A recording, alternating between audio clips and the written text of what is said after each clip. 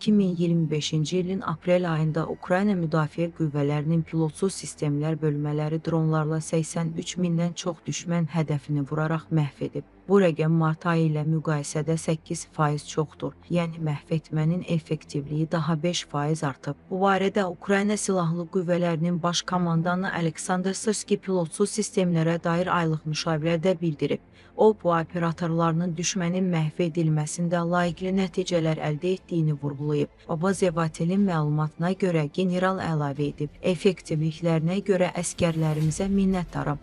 Lakin bugünkü yüksək texnologiyalı müharibə daimi irəliləyiş, daha yüksək səmərəlilik və dronlar istiqamətində səylərin genişləndirilməsini tələb edir. Müşavirədə PUA bölmələrinin komandirləri iştirak edib. Onlar çıxışlarında dronlardan istifadə və ən yaxşı nəticələrin əldə edilməsi üzrə unikal təcrübələrini bölüşüblər. Sırski vurğulayıb ki, bu cür tədbirlərdə ən dəyərli olan onların döyüş təcrübəsi, təşkilatı və texnoloji bilikləri, eləcə də problemli məsələlərin həlli ilə bağlı təklifləridir. Ukrayna Silahlı Qüvvələrinin baş komandanı qeyd edib. PUA istiqaməti bizim üçün prioritetdir. Çünki bu düşməni uzaqdan dəf etməyə və məhv etməyə, piyadalarımızın həyat və sağlamlığını qorumağa imkan verir. Onun sözlərinə görə, hazırda müdafiə qüvvələri PFS bölmələrinin briqada və alaylara qədər genişləndirilməsi, onların komplektləşdirilməsi və imkanlarının yaradılması üzrə vəzifələr üzərində işləyir. Obazevatilin məlumatına görə təlim mərkəzlərində PUA operatorlarının peşəkar hazırlığı, həmçinin ordu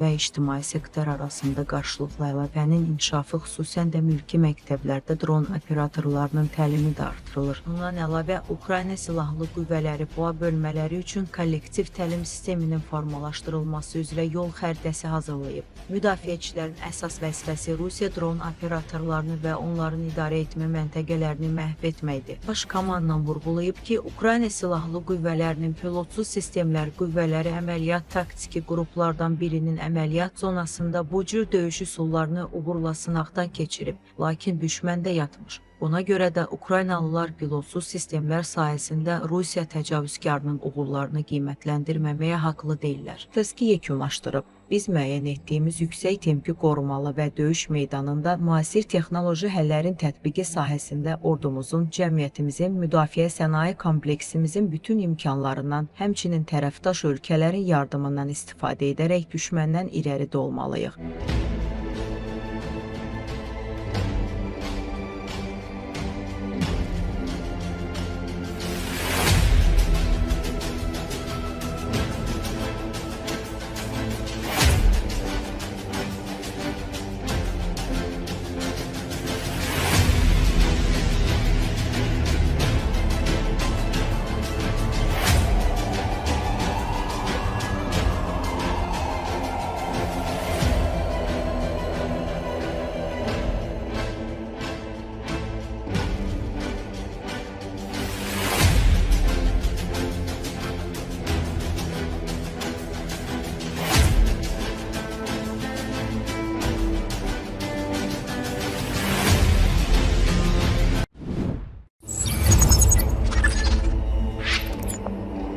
Hərbi məhsullar istehsal edən Murom cihaz qayırma zavoduna Ukraynanın hücumu ilə bağlı yeni təfərrüatlar məlum olub. Müəssisəyə ciddi zərər dəyib.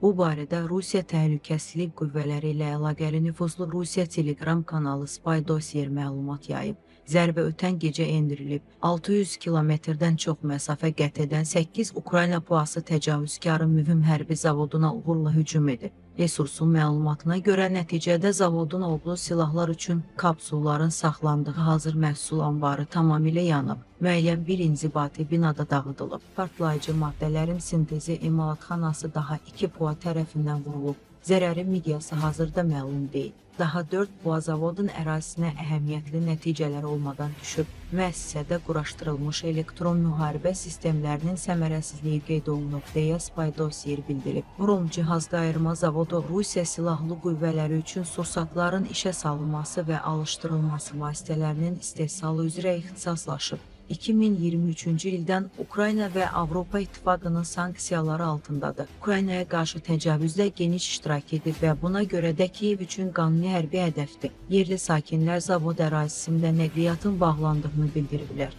Rusiya Təhlükəsizlik Qüvvələri çox güman ki, hücumun nəticələrini ictimaiyyətdən gizlətməyə çalışırdılar. Astra Telegram kanalı hücumun nəticələrini müəyyən edə bilib. Rusiya Fövqəladə Hallar Nazirliyindəki mənbələrə görə zavodun nəzarət buraxılış məntəqəsi və hazır məhsul anbarlarından biri yanıb. Muramdakı müdafiə zavoduna hücum anı müşahidə kameralarına düşüb. Müəssisə Ukrayna sərhədindən 600 kilometrdən çox məsafədə yerləşir. Rusiyanın Milli Müdafiə Jurnalı 2020-ci ildə məlumat verib ki, müəssisə 1941-ci ildə yaradılıb və Rusiya Silahlı Qüvvələrinin bütün qolları, Daxili İşlər Nazirliyi, Rusiya Federasiyası, Federal Təhlükəsizlik Xidməti və digər təhlükəsizlik orqanları üçün sursatların işə salınması və alışdırılması qurğularının əsas istehsalçılarından biridir. O, Rostek Dövlət Korporasiyasının törəmə şirkəti olan Ekmaş konserinin bir hissəsidir. Müəssisə tərəfindən istehsal olunan geniş çeşidli pirotexniki məmulatlar aviasiya, dəniz və yerüstü nəqliyyat vasitələrində, həmçinin kosmosda, o cümlədən insanlı sistemlərdə xilas etmə vasitələrini aktivləşdirmək üçün nəzərdə tutulub. Burum cihazlayırma zavodu ASC-nin xüsusi məhsullarının əsas müştəriləri Roskosmos Kosmik Agentliyi və müdafiə sənayesinin yüzlərlə müəssisəsidir, deyə media bildirib. Zavodun direktoru da 2020-ci ildə Vladimirski Vedomosti qəzetinə bildirib ki, Murom zavodu Rusiya Federasiyasında kapsul dəstəklərin ən böyük istehsalçısıdır. 2023-cü ildən zavod Ukrayna və Avropa İttifaqının sanksiyalarına məruz qalıb.